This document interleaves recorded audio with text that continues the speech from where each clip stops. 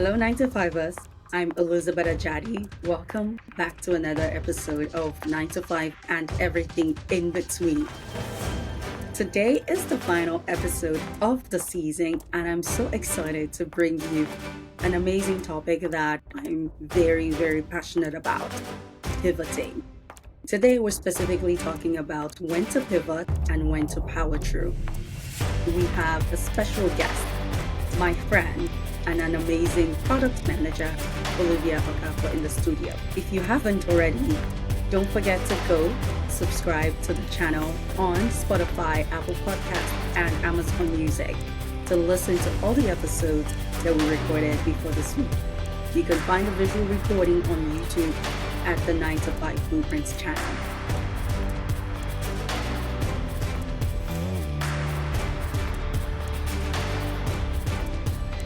Back to the topic of today, when to pivot and when to power through. In pivoting, you have to recognize when it's time for a career change. When do you stay at your current company, or when do you move to another company? When do you stay in your current industry, and when do you switch industries? It's important for you to understand when to wait, when to persevere, and when to leave before you overstay your welcome.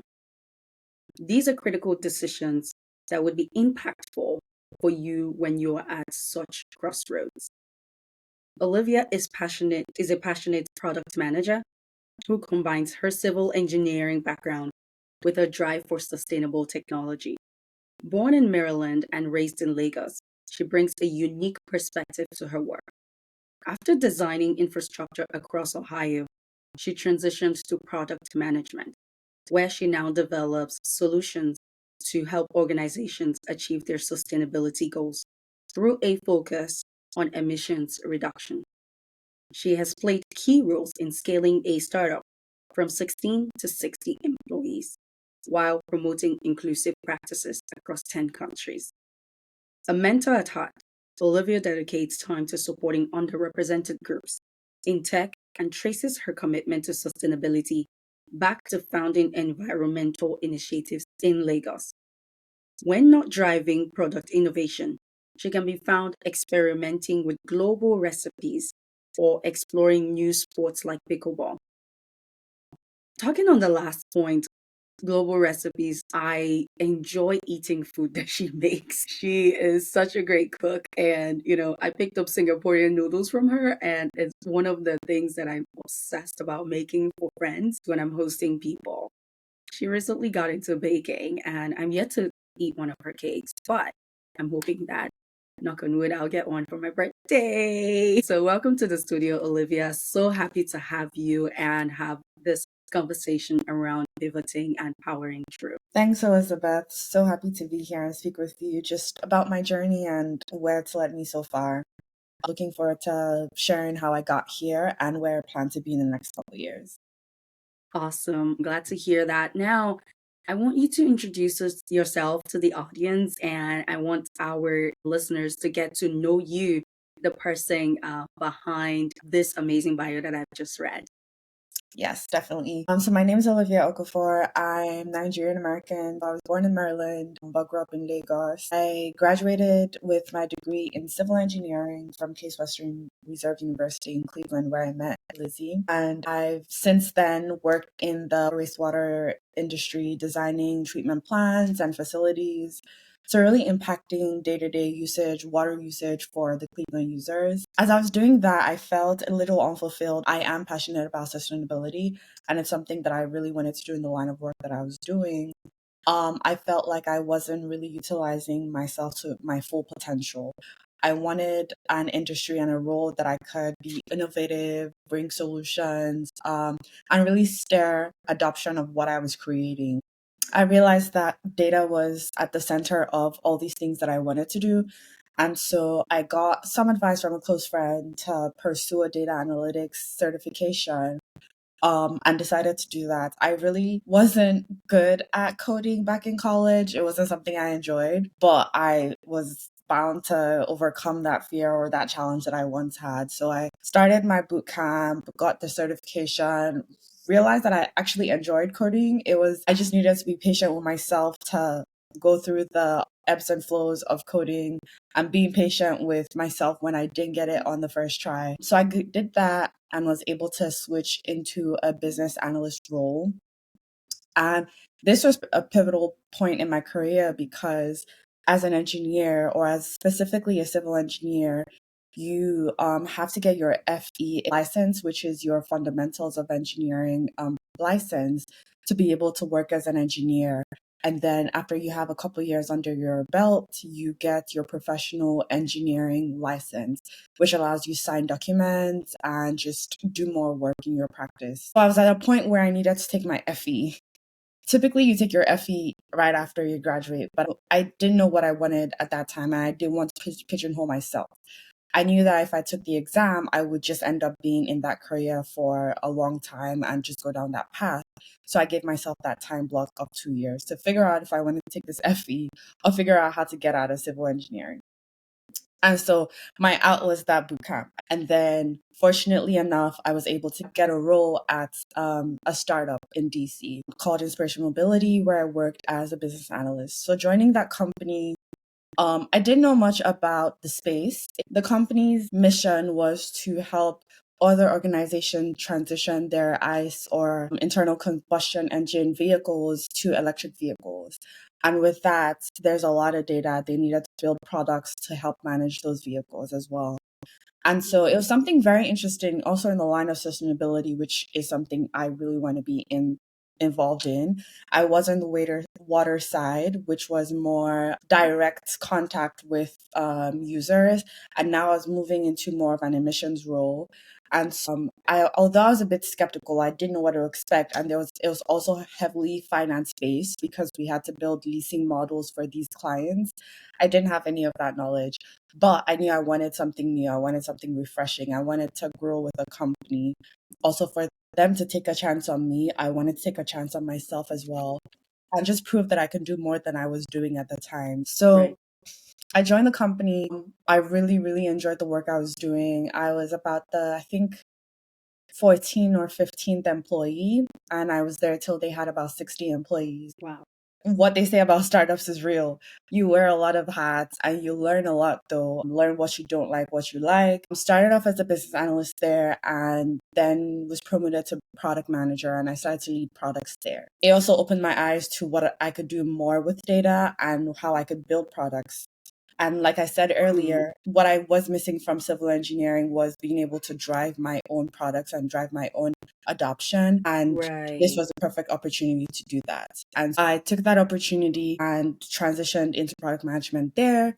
And then a couple years after, I left to join my current company, where I also now lead product management for a couple products across our product lines. So it's been a journey, but that's a brief-ish summary of my path so far. And I could Yeah. definitely delve into where I see myself in the next couple of years shortly. Oh, absolutely. I love that so much. And, I want to, give you kudos because a lot of people, when they think about pivoting, they think about it, but they never actually make the move. But you thought about it, were intentional about planning. You did your research on what you needed to do. You took your time to figure out where you wanted to go. You didn't just jump into the certification for civil engineering because, oh, I'm already here, I'm successful. You could be successful as a civil engineer because you were good at what you did. However, you wanted to tap into your full potential and to be able to do more, which you weren't getting. And then you worked towards it, you pursued it. And to the listeners, when you're thinking about pivoting and powering through, you need to make moves. Like action speaks louder than words. So that's my first learning point to the listeners is like move, actually do something. And it's something that we've been talking about over the course of this season is move, move, move. And that's even my own personal theme for the year. I want to double down a little bit on your current role as a product manager. Right now, you're leading multiple product lines, like you said. And you went from being a new business analyst to like playing with data to now being a key decision maker and a player when it comes to the future of the product, the roadmap. And so, thinking about when you first started as a business analyst versus where you are now, like walk us through that journey, the emotional journey and the actual work that you had to put in to get to this point and mentally be confident about making decisions for your products. Yeah, that's a good question. Starting off, there are a couple things that I would recommend, or like looking back, were very key to me being successful, even on people that had done certain things or similar things to me. Um, Being an analyst, sometimes you can get kind of sucked in all the different tasks that you have to do, but having a clear goal on where you see yourself. So when I joined the company, I joined as an analyst supporting the product and finance teams. And like I said, I didn't really have any finance background. So that was all new to me. But I just constantly scheduled time with heads of product within the company just to learn the different models and be abreast on what we were actually working on. Because sometimes you can get very siloed in the type of work that you're doing and not be knowledgeable about the other aspects that contribute to the work.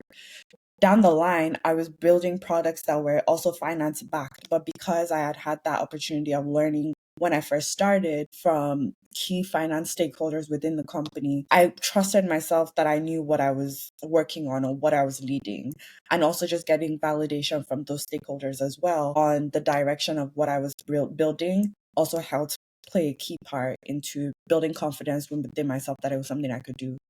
Another thing is certification. So although I did that data bootcamp certification to transition, I still needed that product management knowledge, like the terminologies, because you find yourself working with engineers, and we know engineers, they're not the easiest to talk to. So you have to know You're an engineer your yourself. stuff. I am an engineer too. So I know you have to know your jargon for them to respect you and to listen to what you have to say. So I took a CSM certification, I'm certified Scrum Master, just to learn more about agile methodologies and practices within the software industry in general. So I could just be up to speed. And when I spoke, I was taking seriously. So it's Mm, just finding ways to also keep refreshing my knowledge and being up to speed with the current industry standards so I can also present myself in a way that I could be taken seriously was also key to transitioning and making that change. nice. That's definitely a lot of things that you would hear. You need to establish credibility. And going after certifications is one of the ways to do it in help making sure that they know that you know your audience and you're not just modeling through you're here, you've learned, even if you're new to the space and you're also open to learning from them as well in, picking a mentor and picking mentors, like you said, people that have done it before and being able to pick their brain and understand what their challenges have been and how they've been able to power through those challenges. So I love that a lot. And, we talk about mentorship a lot. It's one thing that I talk about. We have an episode on it. Having a mentor or having people's own experiences to lean on, like this is an avenue to even share for other people to be able to lean on your experience as well and in how you've been able to power through. So, in starting over, did you have any fears or concerns that what if this does not work out? What would you have done? What if product management didn't work out? What if this new path did not work out? Yeah, that's another good question. I don't know. I didn't really think too much about if it didn't work out because I was determined to make it work out. Like it was, this is what I want to do and I have to be good at it. But I would Yeah. say at the same time, I also knew I had an out. For a couple years, I'd been dabbling with the fact of going back to school to get an MBA because I knew that at some point that was going to be the next chapter for me. If product didn't work out, that would have been my next route to very fully explore that path and possibly apply to school. So, while you were dogged in pursuing the product management path and knew that you wanted to push through to the end, you still sort of had like a plan 1B, even if it wasn't fully fledged as a full plan B. You had a roadmap for your life, basically. You're not necessarily ready to go and you prioritize when to move different pieces of your life to get to the point where you want to get to. And so, In thinking about pivoting and powering through, when I was introducing the topic, I talked about planning ahead and having a plan for when do you want to move, when should I wait. It's like moving chess pieces of your life together. You know different things that you want to do. It's just about the right timing to activate that move. Timing is very pivotal for pivoting. If I can say that. And thinking about when to make the move and when to go for something, it's so critical. The timing is so critical. And that leads me to my next question, actually, about, MBA. You just talked about MBA. And in thinking about MBA, why MBA? Why not, master in product management? There's obviously other product management courses that you can take that are more enhanced, that you can definitely take. From my point of view, education is not everything, and a lot of things you learn more on the job than in school, to be honest. And so, why not a master in product management or computer information systems with a focus in something? Yeah, that's a good question. Another good question. I would say for me, I've thought about the MBA a couple times. I even had a group of ladies that I was working with to study for the GRE maybe 3 years ago, and we were also determined to apply to school that year. None of us did, Hmm. but it's good to start thinking about those things early because when the right time comes, it comes. And for me, that was the last 2 years ago, actually, 2023, towards the end of the year. I knew that although I enjoyed product management, I was trying to figure out where my long term career was going to go. Um, Although, like you say, and education isn't the end all be all, but to achieve some of positions or some moves that you want to make, you sort of have to have that degree for a couple of reasons. I knew that I wanted to make that jump. I knew that product management most times has a ceiling, and to get to C suite, you would have to have an advanced degree and experience in multiple companies to Correct. be able to make that branch there. I was also thinking, do I want to be in product my whole life? I don't know if the answer is yes. Although product is very engaging and technical, I don't know if I want to be in a technical discipline for the rest of my life. As I've Right. explored the business side and the finance side of things, I've also really enjoyed that part too. And Mm, I'm all for exploring. If I feel like I've done my time at something or somewhere, I'm ready to leave and try the next thing that I think is for me. yeah. And I feel like that's how I feel now about product. It's still something I love. I really enjoy being a product manager, but I feel like I can also build another set of expertise in a different line of work.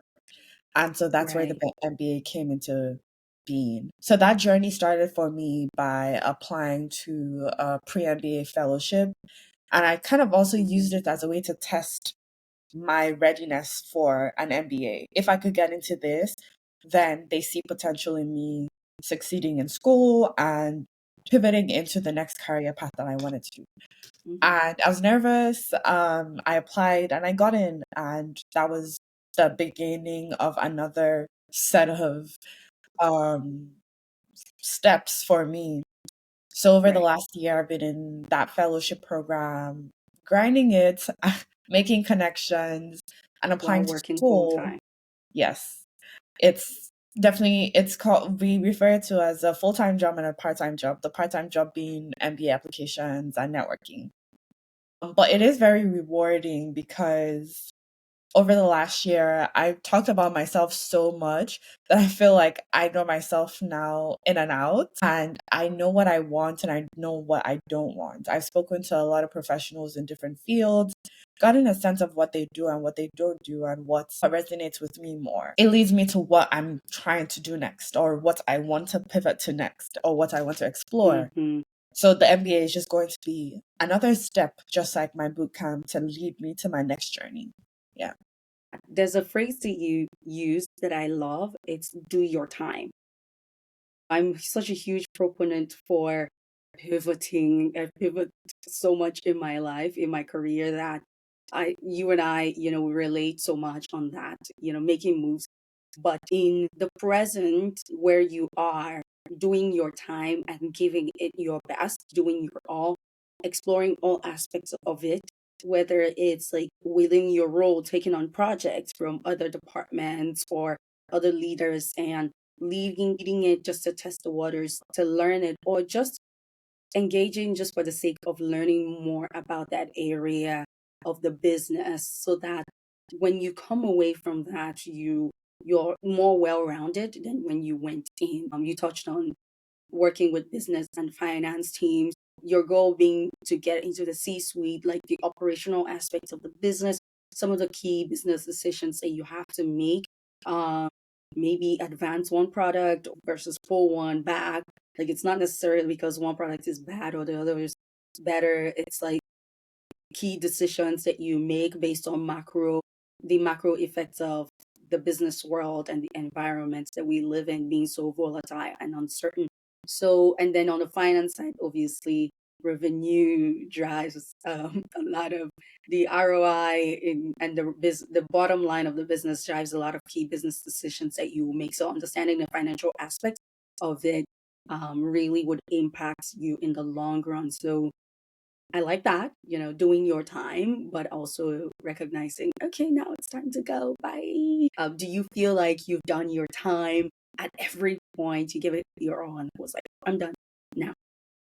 Yes. I would just say, or what I would add there is doing the time is critical and doing it well, like you said. Also, still giving your 100%, even though you're ready for the next step in your career. Also, recognizing earlier on if the company that you're at or the role that you're in allows for growth. So, something that I saw product managers, and this differs by industry, even within software. Software has more niche industries that develop and move at different paces. So Mhm. being a product manager at Google will be different from being a product manager at the company that I work for. My company is more products for the civil industry, which is kind of like a 360 for me. So merging my background with my new passion. Product management that I do now is different from the typical tech software that you see product management that people typically want to go into, and will also be different from financial services product management. Has way more Mm, regulations, more or slower paced because everything has to be approved. Determining what industry you want, what niche you want, if that niche is still for you, if you want to switch to a different side of the same industry that you're working for, or you just want to make a complete 360, right. are things that you can figure out still while doing your time. Yeah. Um, and also just talking like Elizabeth mentioned, talking to mentors within the company and outside of the company that will give you advice and help you really flesh out your ideas and what you want Yeah. for your path. Yeah. I like that a lot. And, what you said, ding, ding, ding in my head. And I'm thinking about, this question I want to ask you is, while this episode is not about product management, you said something that, I wanted to double tap on a little bit is, product management in different industries and how they're paced differently. Can you share, more? Can you speak a little bit more on how product management at a Google or Apple, a more innovative company that churns out both physical product and software, would differ from, say, a JP Morgan, a financial company that has their own in-house product management team and develop all their different product lines and different software? Yeah. I can give a bit of insight into that, even though I've only strictly worked in startup Yeah. product and then in now more civil asset management product. But I would say for companies like Google and Apple, there's most likely going to be more sprints, so more iteration of a product. And they wouldn't let a bug or a limitation to a product sit there for more than a couple days because they know that customers are using their products daily, and Yeah. the daily usage and reviewing of that product would lead to would affect their company severely if anything goes wrong, right? For a Hmm. company like mine, we're working with DOTs, so that's Department of Transportation workers, government, the state government. So things are more slowly paced. They also don't expect us to Mm, turn new or innovative solutions or enhancements or fixes to bugs that often because we understand the industry that we're they're in. not even ready And for it. yes, exactly. They're happy with what they have. They're happy with, and even most times they don't want new things. They don't want innovation because that means they're having to train tens of thousands of workers on using a new product. That's more money for the state. Correct. That's more money that they have to add to the budget. And that's grumpy equipment managers, grumpy fleet managers that Right. are used to what they've used for the last It's 20, not 30 worth years. it Yeah, it's not worth the for time. them. It's not worth our time either.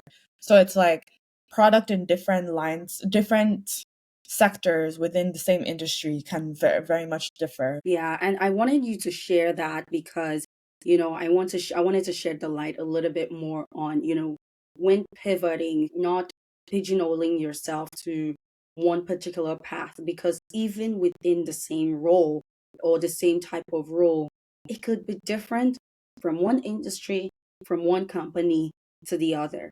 And so thinking through, based off of, learning what you want to do, who you are as a person, and then deciding when you want to pivot. Being able to analyze these industries and the companies matters so much to your pivot. Like exactly what Olivia just explained. Apple would release bug fixes like every other week. Every week, even, what am I saying? Like they constantly push bug fixes.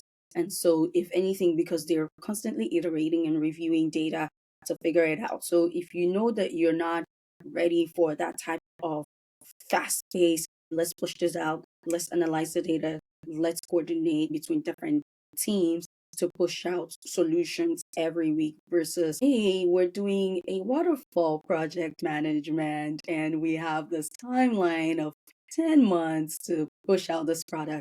So you have to figure out what company fits your style of working and decide from then when to pivot. That's what I just got from that. Yeah.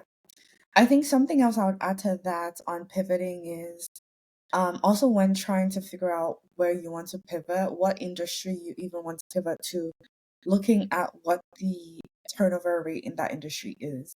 So if you're looking for something more stable or you're trying to take the biggest risk of getting the most returns, and if it doesn't work out, it doesn't work out, then you can also make that decision as well.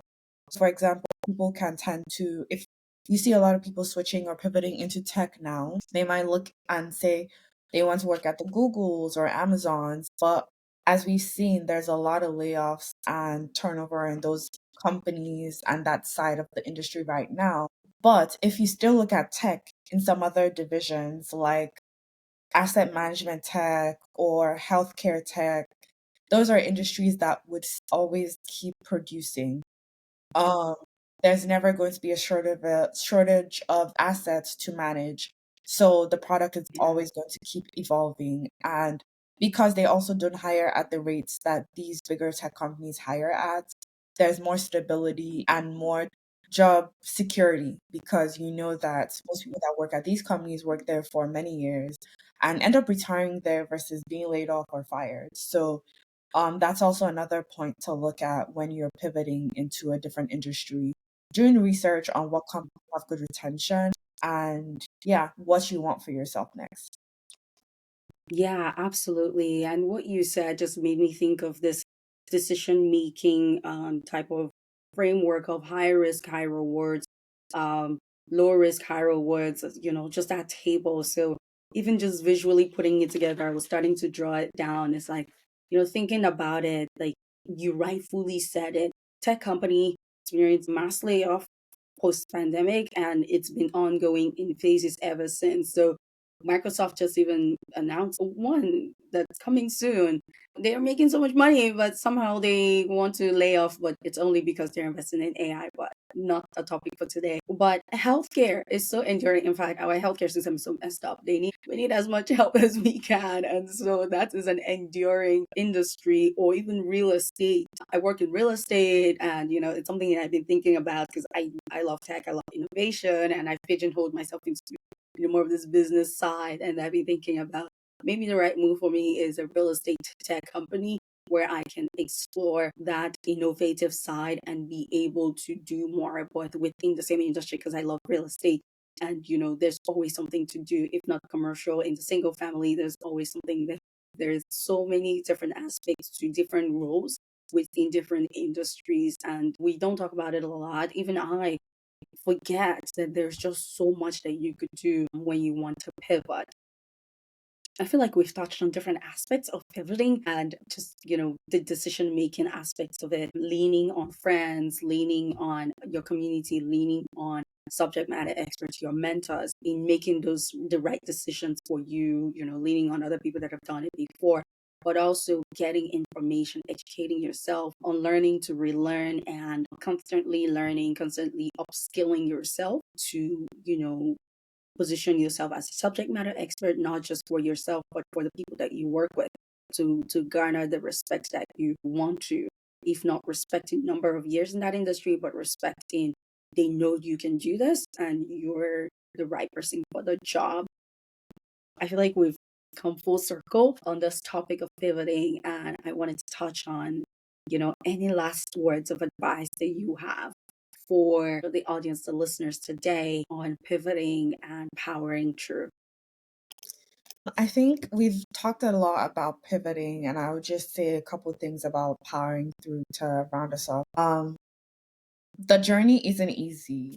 So my transition from engineering to analytics and then product wasn't the easiest. I started applying for jobs even after my certification, and it took me maybe 6 to 8 months to find something, like, because the company's hiring, they can see your background, they've seen that you're trying to make a transition, but do they want to take a risk on you? Most likely not.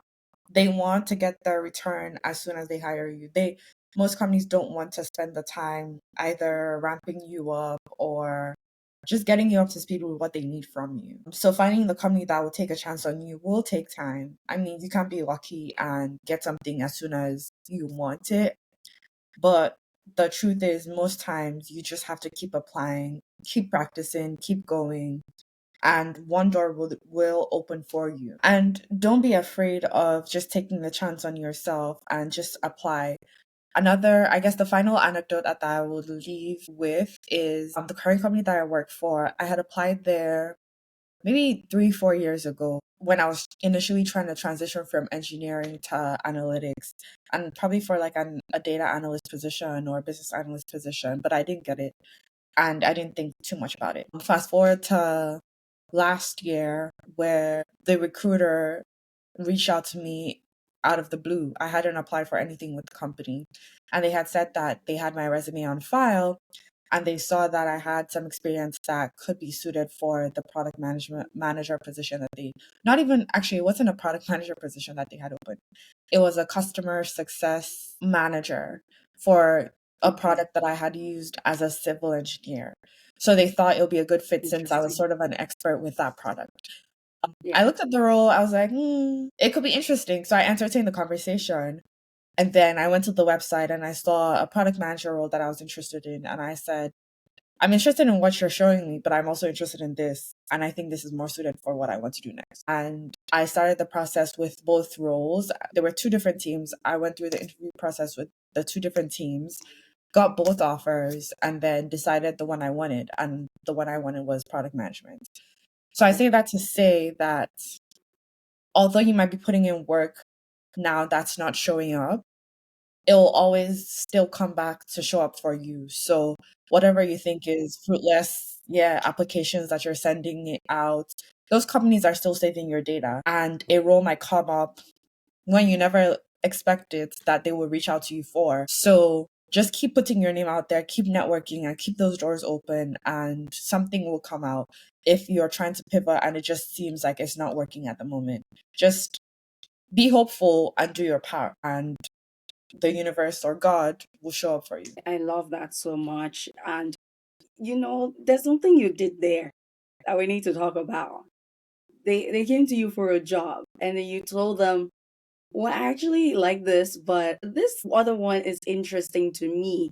Closed mouths don't get fed.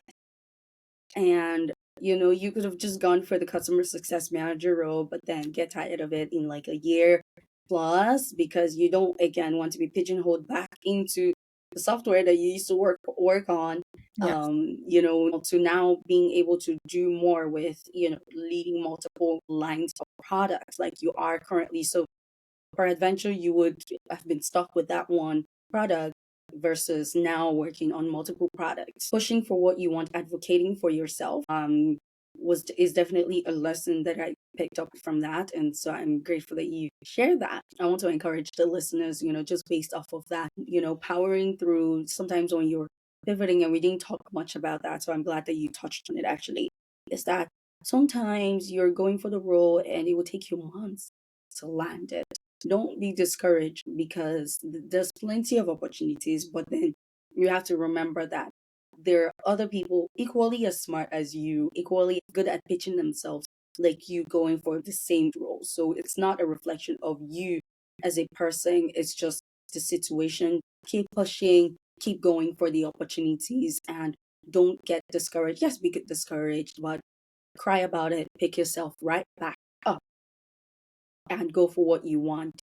High risk, high reward. You miss 100% of the opportunities that you don't take. So I encourage you to take those opportunities. Now, Olivia, do you have any final piece of advice for our listeners today? I guess my final words would be trust yourself, trust in the process, and everything will work out. Rely on your network, rely on people around you. Get as much information as you can, and also be willing to give as much information as you have as well. Just as your people are helping you, also lift people up, because I haven't gotten where I am by just solely me doing my part. I've also relied on friends, networks, connections that have also helped me, even from prepping to referring me for jobs, just being supportive in my journey. Absolutely love that. A friend of mine always says, you learn twice when you teach. It just comes back to you. Give and it shall be given back to you. That is the end of today's episode. I greatly enjoyed this conversation. And, I encourage the listeners to go on Spotify, Apple Podcasts, Amazon Music, and YouTube to watch and listen to this episode. Don't forget that you are the architect of your journey. Believe in yourself, trust in the process, and educate yourself. Till next time, find us on social media at The 9 to 5 Blueprint, and find our website www.the9to5blueprint.com for more information. I said at the beginning that this is the final episode of the season. Well, the final official episode of the season. We have the final episode of the season where we're going to be doing a recap of the season and some lessons learned and just a brief preview of season 2. Stay tuned for more. See you on the next one. Thank you so much for tuning in. And Olivia, thank you for being here. Thank you. I love being here and sharing my story. Thanks. All right, everyone. See you on the next one. Bye.